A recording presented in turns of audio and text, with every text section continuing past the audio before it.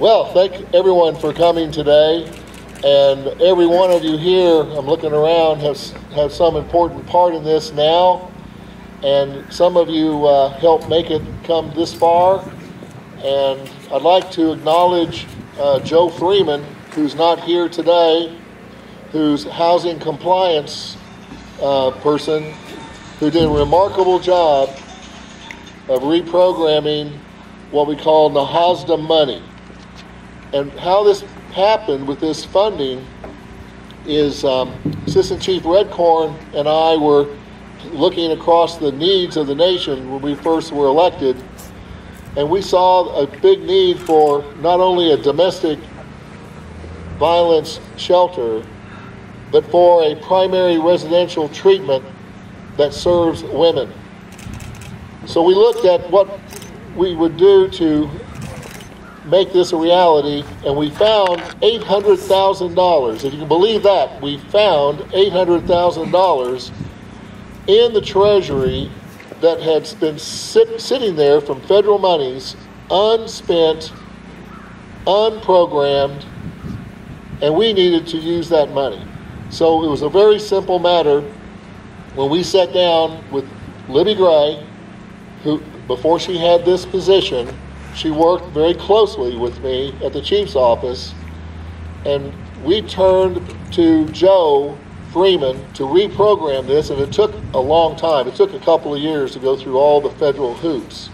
So what happened is approximately $400,000 was approved to be spent here on this building, and the other $400,000 approximately across the way here at the new Women's PRT. We have this land which was donated 25 years ago. It was unused. I'm proud to be a part of a nation who holds women and families in such high regard, and that is very supportive of such a program, as well as for our PRT program. And many times those suffering from abuse, mental health, and substance abuse are often the forgotten people, and it's very difficult for the workers who are part of these situations. It's near and dear to their heart, and I just really applaud all of those involved in social services. So I would just like to say thank you on behalf of the Osage Nation Congress. I want to thank everyone who came to the ribbon cutting today. But I have to say that I'm very torn as we stand here in front of this beautiful new building, and I look at all of your faces, and I'm so glad you're here. I'm happy that we can serve more women. I'm happy that we have more room. I'm happy that we have the support of our chief and our other elected officials so that we can do this work. I'm very sad that we need this shelter. The problem is big, and I wish I could tell you that we are getting in front of this, but we're not. There's not enough shelters in Oklahoma. Once again, for at least 15 years, Oklahoma ranks in the top 10 for women killed by men. We know the statistics on Native women. If you're a Native woman or a girl, you have over a 50% chance of being abused in your lifetime. So the problem is big, folks, and it's going to take all of us. It's going to take everyone not looking the other way, not feeling awkward and not wanting to say anything. It's going to take us truly, truly thinking like a tribe again. It is our problem. And when an Osage walks into our office and she's abused, it is my business because she's part of me. We have to get back to thinking that way because we belong to one another and we have to take care of one another.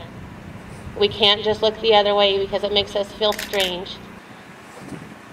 Our staff is very small. On a good day, we've got 11. Most of the time, we have about 6 people. Those 6 people served over 500 victims last year. 500 victims.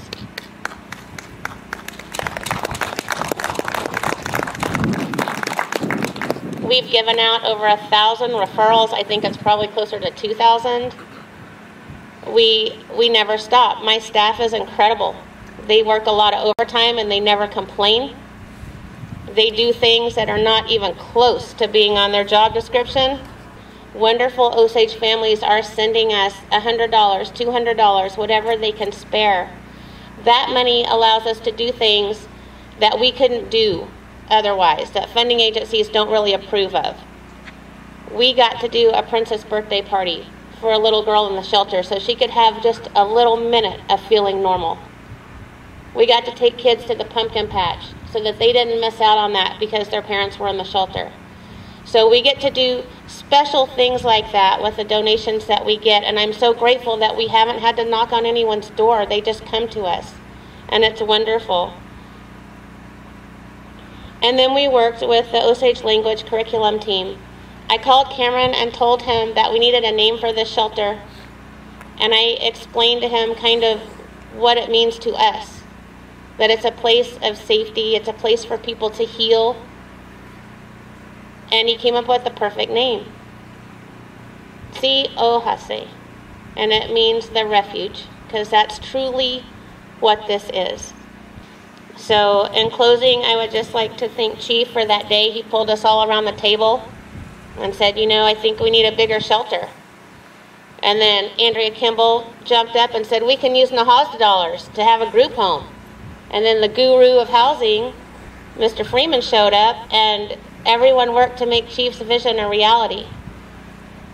And if this building does nothing else but save one life, then we've all done something worthwhile. Thank you. And I want to get over here.